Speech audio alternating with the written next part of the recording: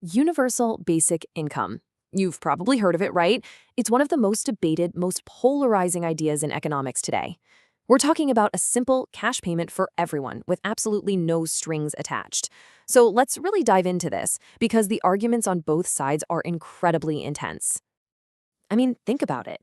On one hand, you've got this beautiful utopian promise, a world where poverty is a thing of the past, where every single person has a financial floor to stand on.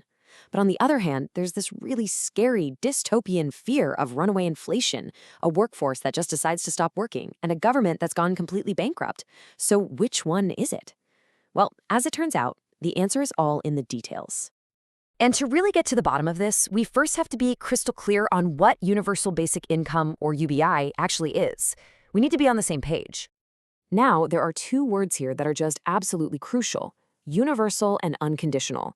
Universal means everyone gets it. I'm talking from a billionaire CEO down to someone with no income at all. And unconditional? Well, that means you don't have to prove you need it, you don't have to be looking for a job, there are no hoops to jump through. It's no wonder that with all the growing fears about jobs being lost to automation and rising inequality, this idea is having a major comeback. Okay, so let's get to the first and honestly the biggest roadblock for most people: the cost. And you know what? When you first look at the numbers, they are absolutely mind-boggling. Let's just take one of the big proposals for the US, about $1,000 a month for every adult. The sticker price, the gross cost, comes out to roughly $4 trillion a year. Let that sink in for a second. To put that in perspective, that's nearly 78% of all the tax revenue the federal government brings in. It just sounds completely impossible, right? A total non-starter. But, and this is a huge but, here's where the whole conversation gets a lot more interesting. That giant, scary number, the gross cost, it's kind of an illusion. This brings us to the really crucial difference between gross cost and net cost. See, the gross cost is just the total amount of cash sent out the door. But a UBI would have to be funded by taxes, right?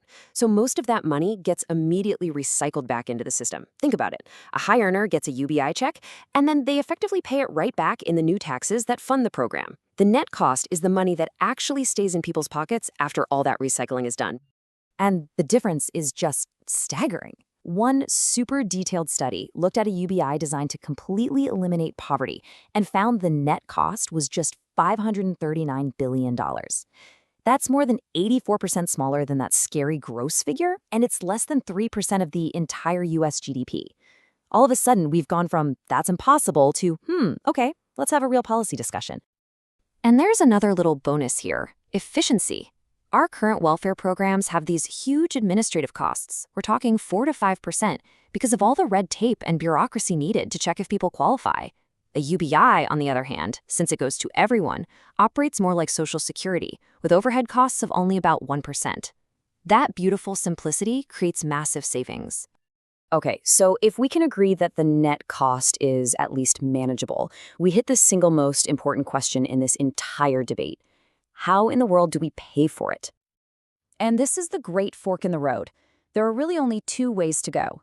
Path A, you finance it with debt. You're basically just printing new money. Path B, you finance it with new taxes, making the whole thing revenue neutral. And believe me, the economic consequences of this choice could not be more different. Economists have actually modeled both of these futures, and their conclusions are, well, a world apart. This is wild. When you model a UBI that's financed by debt, you get two completely opposite predictions from major economic models. The Levy model predicts a massive 12.5% boost to GDP, but the Penn-Wharton budget model predicts a catastrophic 9.3% drop in GDP. How is that possible? How can they both be looking at the same policy and come to such different conclusions? Well, it all comes down to what they focus on. The Levy model zeroes in on the immediate demand stimulus. Basically, low-income people get cash, they go out and spend it, and that boosts the economy. The PWBM model, though, it focuses on the long-term effect of all that massive government debt. When the government borrows that much money, it can drive up interest rates, which makes it way more expensive for businesses to borrow and invest. This crowds out private investment, and over time, that shrinks the whole economy. The lesson here seems to be that while debt might give you a short-term sugar rush, it could lead to a really bad long-term economic hangover. This really is the whole ballgame. The data is pretty clear. For a UBI to be sustainable, it has to be paid for with taxes, not debt. That one design choice is what separates a potential economic stimulus from a potential economic disaster. Okay, so that's all the theory. But what happens when we stop looking at abstract models and actually give real money to real people? What happens when the rubber meets the road? So we've seen dozens of these pilot programs pop up, everywhere from Finland to Kenya to Los Angeles, and the results have been remarkably consistent.